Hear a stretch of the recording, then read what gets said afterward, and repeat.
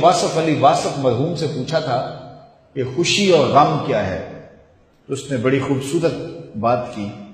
اس نے کہا اپنی مرضی اور اللہ کی مرضی میں فرق کا نام غم ہے۔ اللہ اکبر۔ اور اپنی مرضی کو اللہ کی مرضی میں فنا کر دینا، اس کو خوشی کہتے ہیں۔ جو اللہ چاہتا ہے ہوتا وہی ہے۔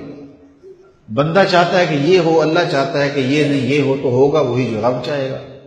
تو پھر نتیجہ کیا ہوگا؟ بندہ چاہے گا جو میں چاہ رہا ہوں، کہے گا جو میں چاہ رہا ہوں وہ ہوا نہیں، بندہ دکھی ہو جائے گا۔ لیکن اگر وہ اپنی خواہشات کو، اپنی آرزوؤں کو رب کی رضا میں گم کر دے گا تو پھر جو ہے وہ اسے حقیقی مسرت میں خوشی نصیب ہو جائے گی۔ تو استغنا کی دولت یہ حیات طیبہ کا روپ ہے۔ تو حضرت امام قرطبی لکھتے ہیں کہ فَلَنُحْيِيَنَّهُ حَيَاةً طیبہ کا معنی ہے کہ استغنا کی دولت مل جائے، اور یہ دولت اللہ تعالیٰ اپنے بندوں کو دیتا ہے اعمال صالحہ کے نتیجے میں۔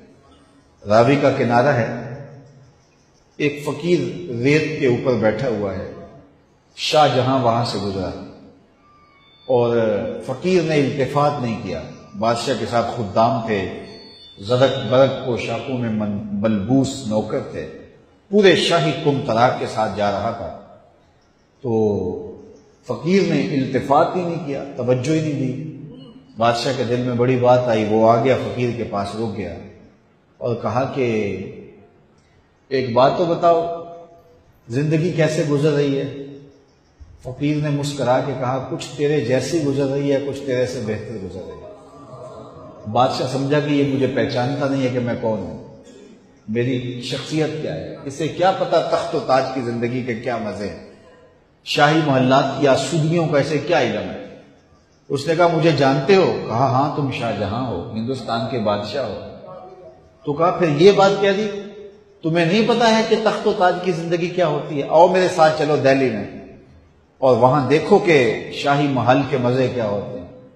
اللہ اکبر۔ اس نے کہا میرے لیے یہی بہتر ہے، تخت سکندری پہ وہ تھوکتے نہیں، بستر لگا ہے جن کا تیری گلی۔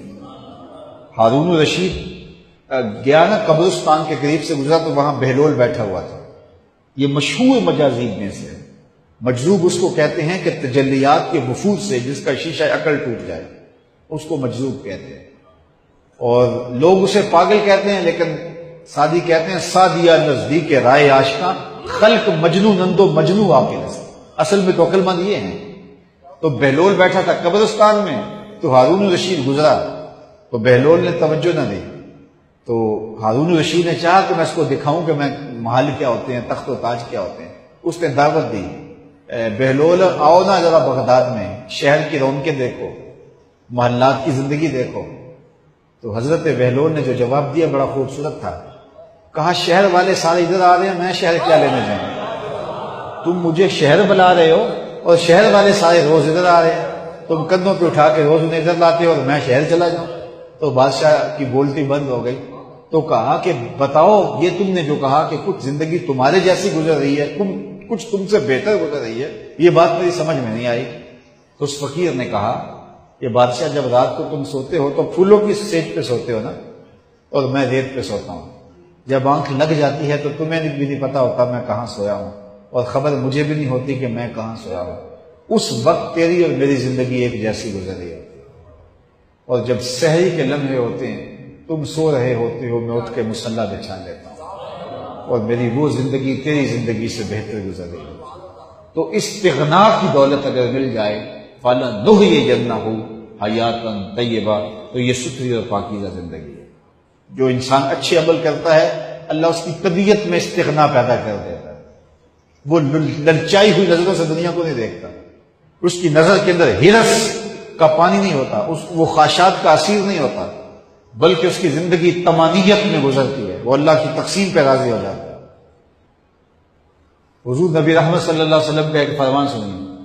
حضور نے فرمایا انظروا الی ما اسفل منکم، حضور نے ارشاد فرمایا جو اپنے سے نیچے ہے اس کو دیکھو، تم سوکھے ہو جاؤ گے، دکھی نہیں ہوگے۔ اپنے اوپر دیکھو گے تو دکھی ہو جاؤ گے، میرے پاس یہ بھی نہیں ہے، میرے پاس یہ بھی نہیں ہے، میرے پاس یہ بھی نہیں ہے۔ لیکن اپنے سے نیچے دیکھو، تم 5 مرلے کے مکان میں رہتے ہو تو دیکھو وہ بھی جو جھونپڑیوں میں رہتے ہیں، تو تمہیں سکھ ملے گا، تم وہاں آسودہ ہو جاؤ گے۔ لیکن تم 10 کنال کے بنگلے میں بھی رہتے ہو، لیکن آگے دیکھو گے کہ فلاں ایکڑوں میں رہتا ہے تو آپ کے لیے وہ بنگلہ بھی تنگ تنگ دکھائی دے گا۔ تو اوپر نہ دیکھو، نیچے دیکھو گے تو سوکھے رہو گے۔ زندگی سوکھی گزارنے کا ضابطہ رسول کریم نے بیان کر دیا کہ اپنے نیچے دیکھو، اپنی مٹی پہ ہی چلنے کا سلیقہ سیکھو، سنگ مرمر پہ چلو گے تو پھسل جاؤ گے۔